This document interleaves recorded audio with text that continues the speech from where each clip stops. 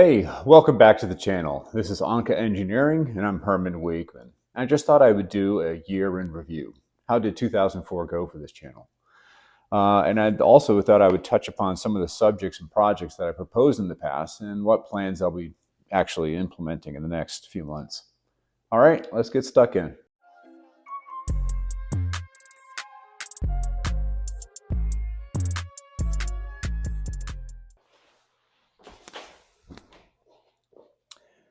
Okay, overview of 2024. First off, congratulations, the channel got past 150 subscribers. Bravo. And one of my recent videos has over 8,000 views.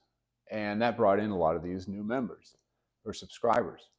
It turned out that video actually had not too much to do with the Jaguar brand or F-Type, but it had a lot to do with every other car on the road. It was on alignments. And I happened to be reviewing the GyroLine product with the cell phone app so I could align my own car.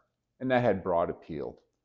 It just so happened it also lined up with the holidays, where every gearhead in the nation is trying to find out what gift they should buy themselves. And apparently, the product introduction right before Christmas made a very popular video series.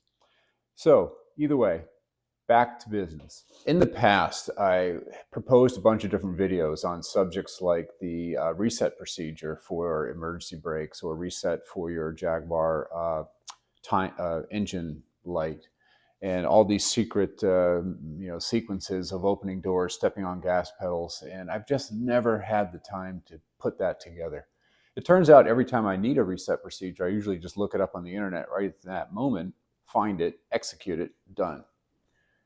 So I'm not sure I'm going to go much further on that particular project. Please ping me, put your comments in if you really want to see something like that, but I just haven't been able to do it, or I don't have the motivation.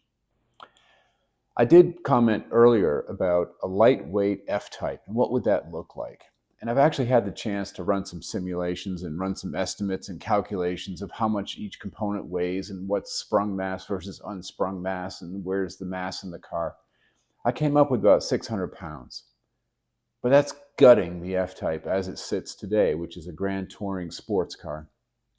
And then it would be much more of a sort of race focused. You're dealing with ripping out a lot of material, changing a lot of elements, everything from the powered seats to simple bucket seats, changing windows from glass to plexi or Lexan, changing out the wheels.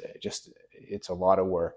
And I'm not sure it would be very pleasurable, the result. It would be a much more race-oriented car, but it's not something I'm necessarily going to enjoy in the way I use and exercise my F-Type. So I've lost interest in making a lightweight F-Type. Not unless I find a crashed car or a car that's been compromised, and then I could build that into a lightweight. I think that might be the only path I would take to experience that. Now, I have been having some battery capacity fade. My battery in this car is probably 7 or 8, coming on 8 years old. And so I'm running into the low battery warning, please start the engine. And I've been fighting it a little bit. But that brought me to think, should I investigate lightweight lithium-ion batteries? And it turns out that's expensive, $1,400 roughly, but you do shed 20, 30 pounds. So dollar per pound, it's not too bad.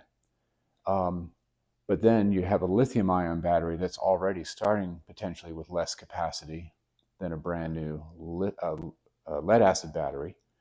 So will the same warning lights come on with the lightweight, low-capacity lithium-ion battery? ARG.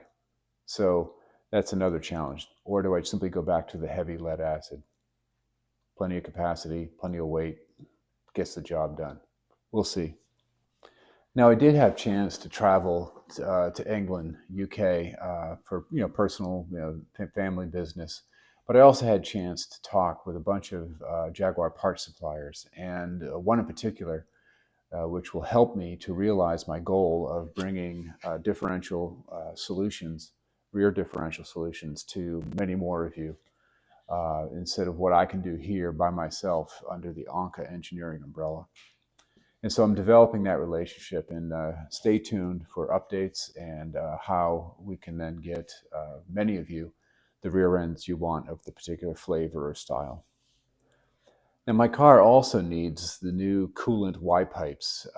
It's probably coming up. I've been keeping my eye on the coolant level, an eagle eye on the coolant level, and making sure there's nothing dripping on the floor of the garage.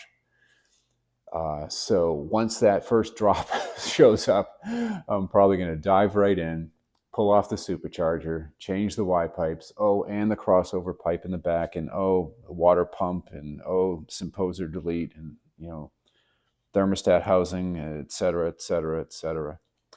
So that's probably in my near future. I want to hear your comments. Do you want to see that content? That's probably relevant to a broad range of people. Again, that's going to cover the AJ126 or V6 supercharged engine and the AJ133, the supercharged V8 5-liter. And this year, 2025, I would like to get out to another track event. In particular, I'd like to go to Thompson Speedway in Connecticut.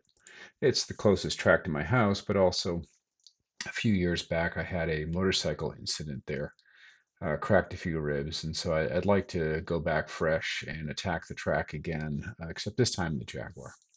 So I'll put that on the calendar. All right, that wraps up a quick summary of 2024 and what my plans are into 2025. I haven't been too active lately. I've had a lot of other issues and concerns to deal with, but thank you for being patient for content when I can deliver. And so thank you much. Let's have a good 2025 together. And remember, my friends, drive well.